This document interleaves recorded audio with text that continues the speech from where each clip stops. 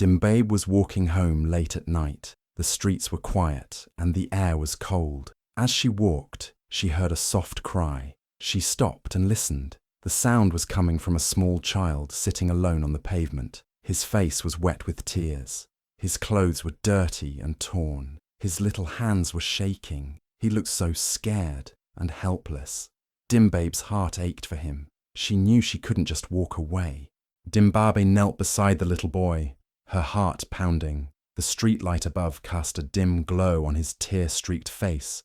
His big, frightened eyes looked up at her, full of pain and fear. "Where is your mother?"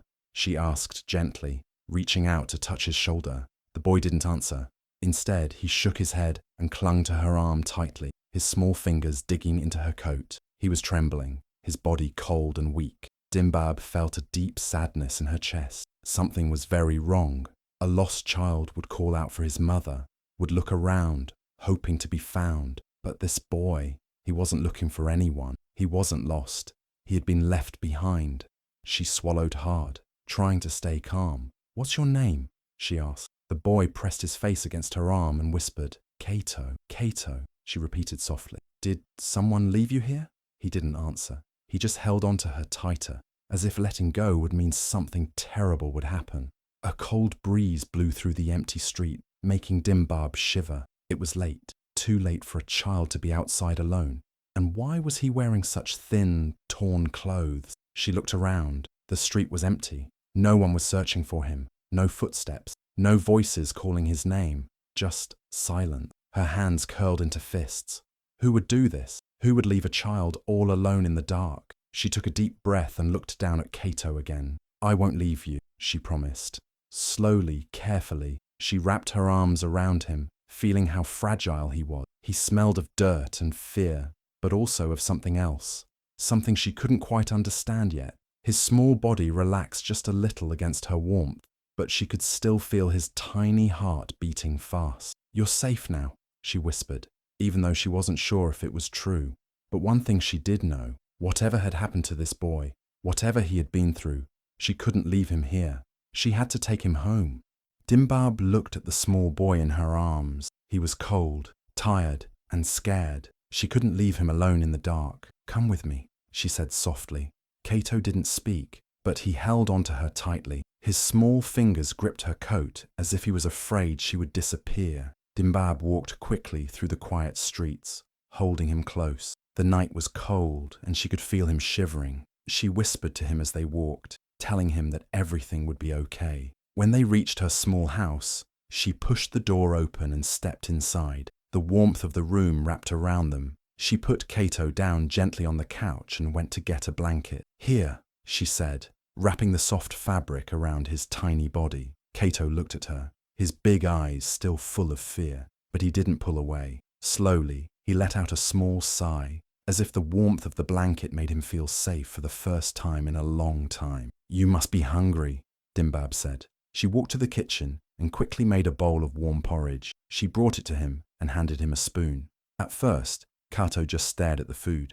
Then, as if he suddenly realized how hungry he was, he started eating fast. Dimbabe watched him, her heart breaking. How long had he been alone? After he finished eating, she took him to the bathroom. "Let's clean you up," she said gently. She filled the tub with warm water and helped him in. As she washed him, she noticed something that made her freeze. There were dark bruises on his back. Some were new, some were old. She also saw small scars, thin lines that told a painful story. Dimbabe's hands trembled. Who had done this to him? Her eyes filled with tears, but she didn't let them fall. She didn't want to scare Kato. Instead, she took a deep breath and gently poured warm water over his back. "You're safe now," she whispered. Kato didn't say anything, but he leaned against her touch, as if he believed her.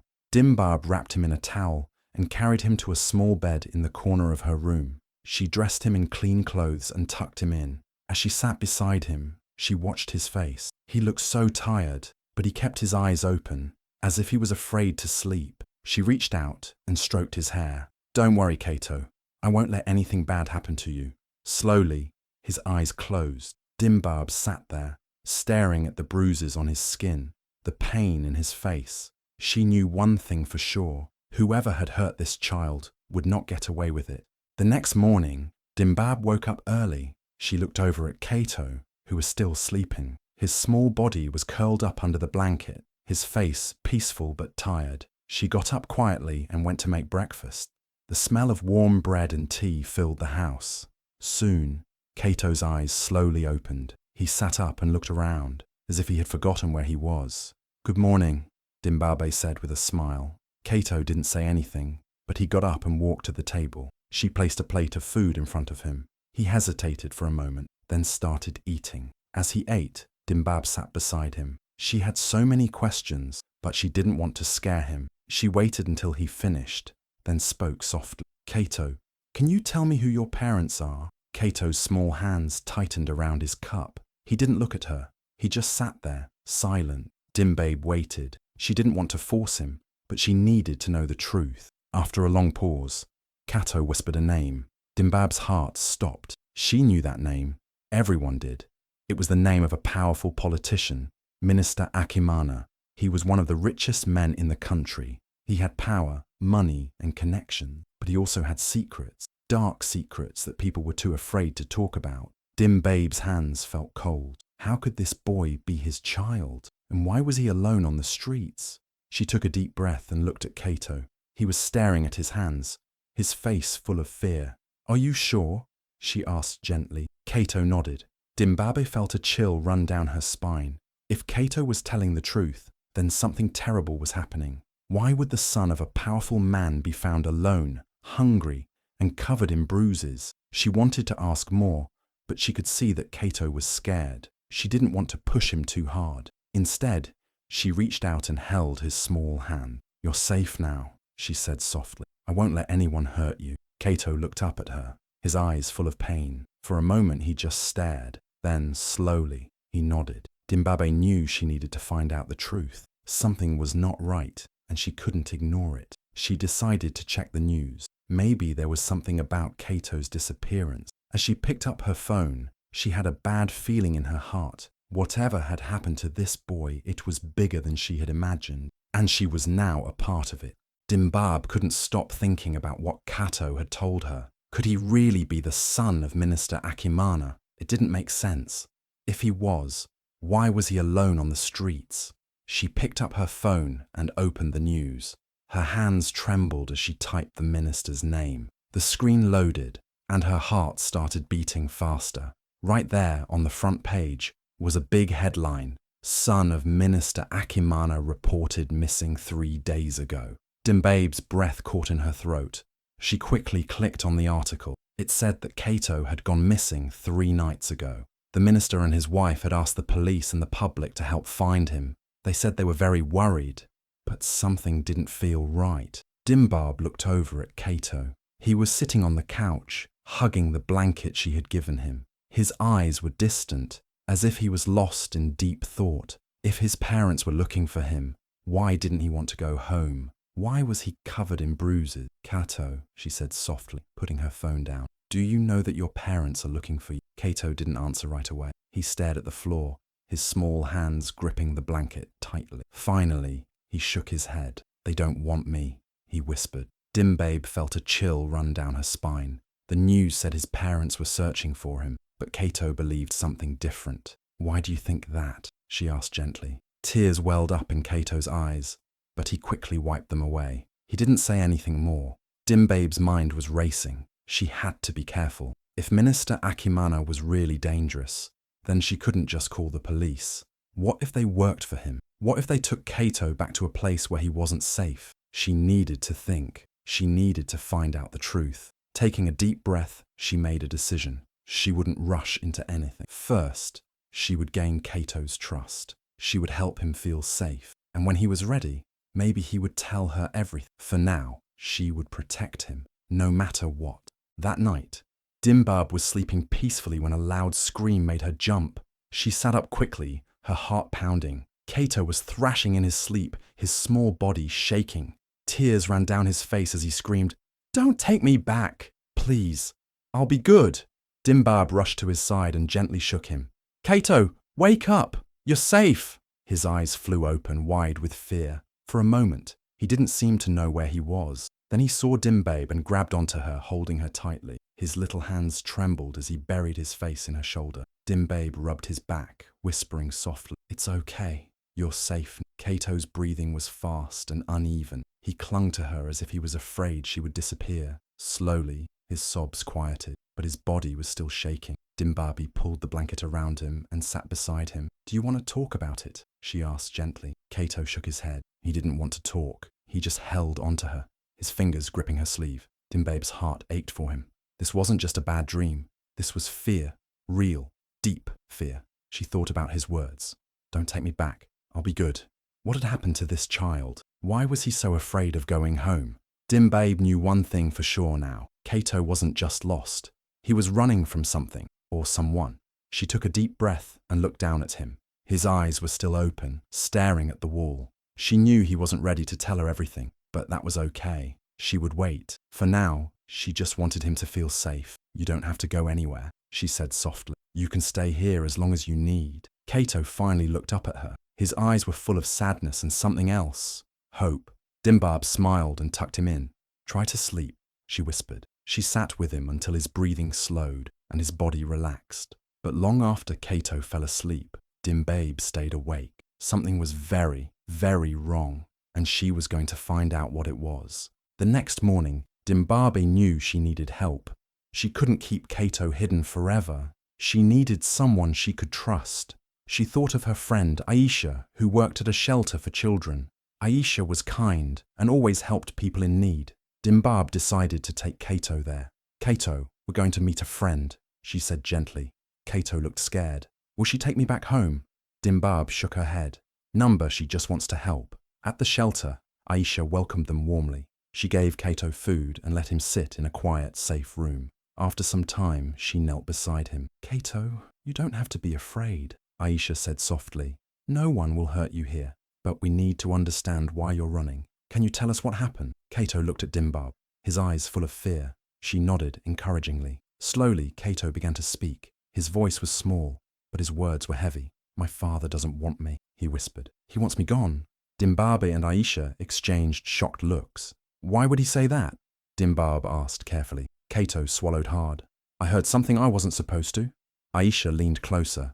"What did you hear, Kato?" Kato hesitated, his fingers twisting in his lap. Then he took a deep breath. "My father did something bad. He had a meeting with some men. I was hiding behind the door, and I heard them talking.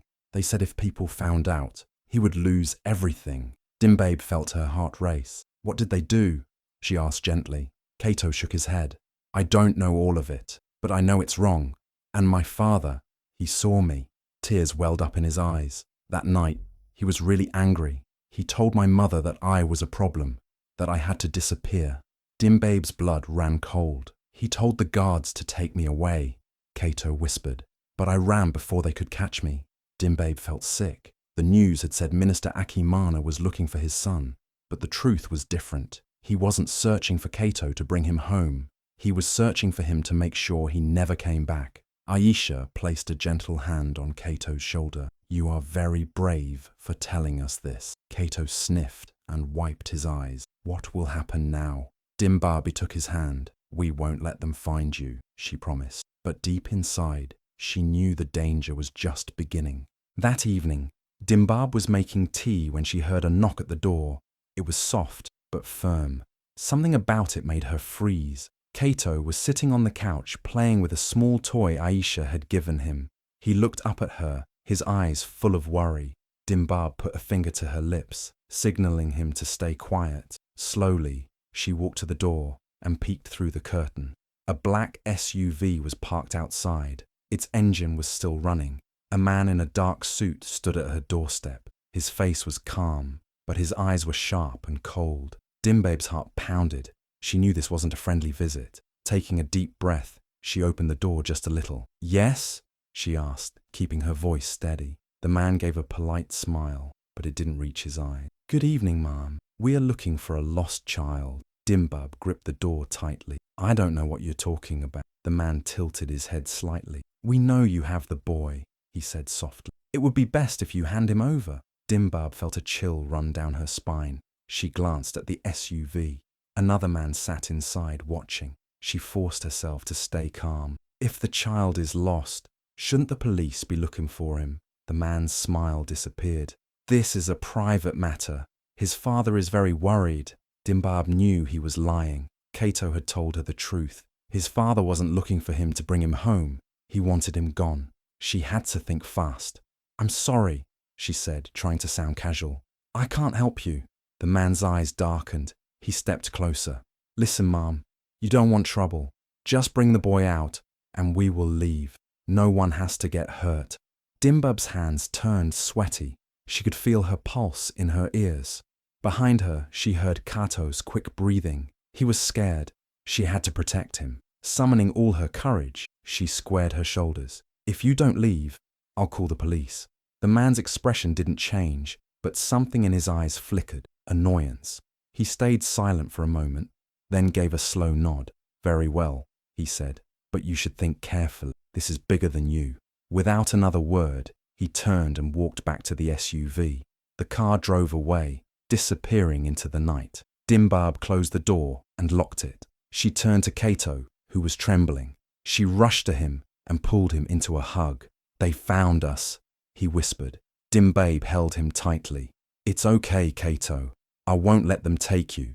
But deep inside, she knew the danger was far from over. Dimbabe's hands trembled as she locked the door. The men in the black SUV knew where she lived. They would come back. Kato clung to her, his small body shaking.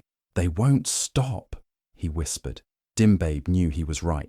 She had to get him to safety, now. She grabbed a small bag and stuffed it with essentials, money, a change of clothes, and Kato's blanket. Then she pulled on a hoodie and turned to Kato. "We have to go," she said. Kato's eyes widened. "Where?" "Somewhere safe," she promised. She turned off the lights, took a deep breath, and led Kato through the back door. The cool night air hit her face as they slipped into the shadows. Moving quickly, she led him through narrow alleys, avoiding the main roads. Every sound made her heart race. Was someone following them? They reached a bus stop. A few people sat on the bench, lost in their own thoughts. A bus was approaching.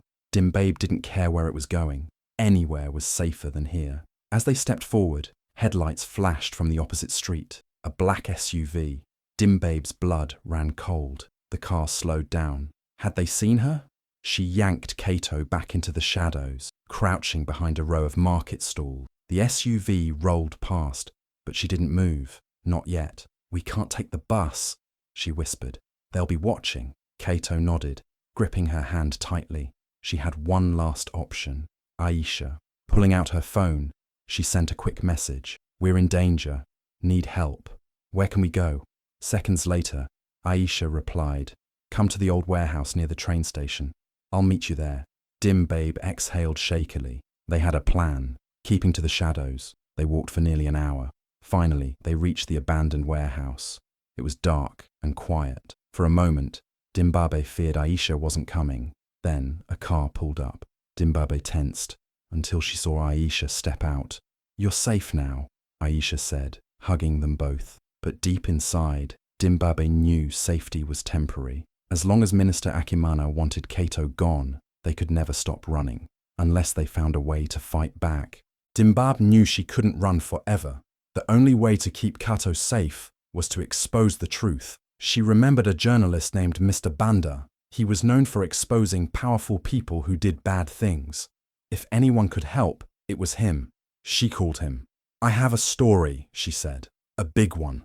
Mr. Banda was interested. They agreed to meet in a quiet cafe. Dimbabe arrived with Kato, making sure no one followed them. Mr. Banda was waiting at a corner table. He was a serious man with kind eyes. She told him everything, how she found Kato, his bruises, his nightmares, and the men who came looking for him. Mr. Banda listened carefully. Then he took out his phone. "Do you have proof?" Dimbabe nodded. She showed him the pictures of Kato's bruises, the hospital reports from Aisha's shelter, and the news article about Minister Akimana's missing son. Kato looked at Mr. Banda and whispered, "I heard my father say he didn't want me anymore. He said I was a problem." Mr. Banda's face darkened.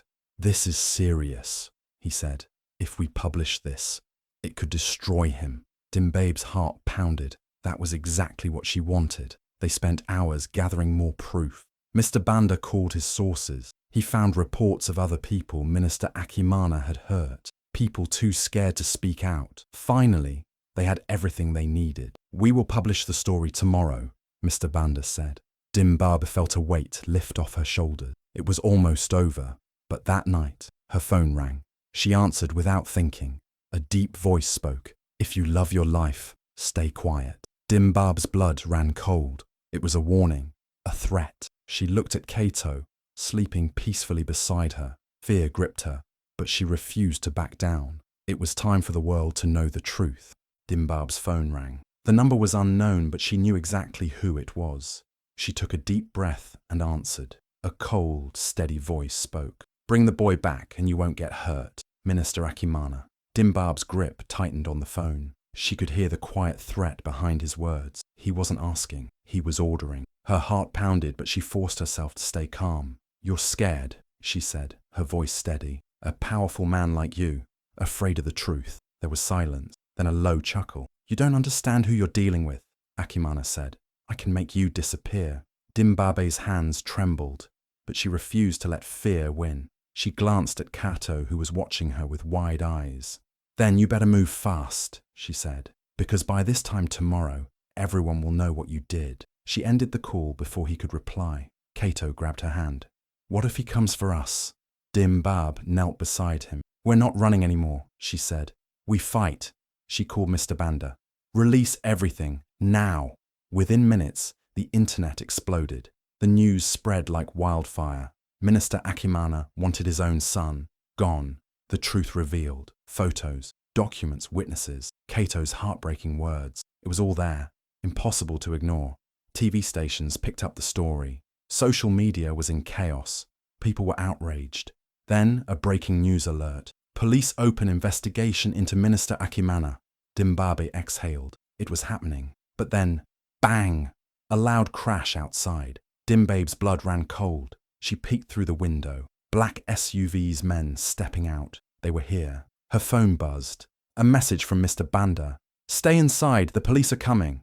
But the men were already at the door. Kato clung to her. "I'm scared." Dimbabe held him tight. "We're not alone." Suddenly, sirens. Police cars screeched to a stop. Officers poured out, guns drawn. The men hesitated. Then, chaos.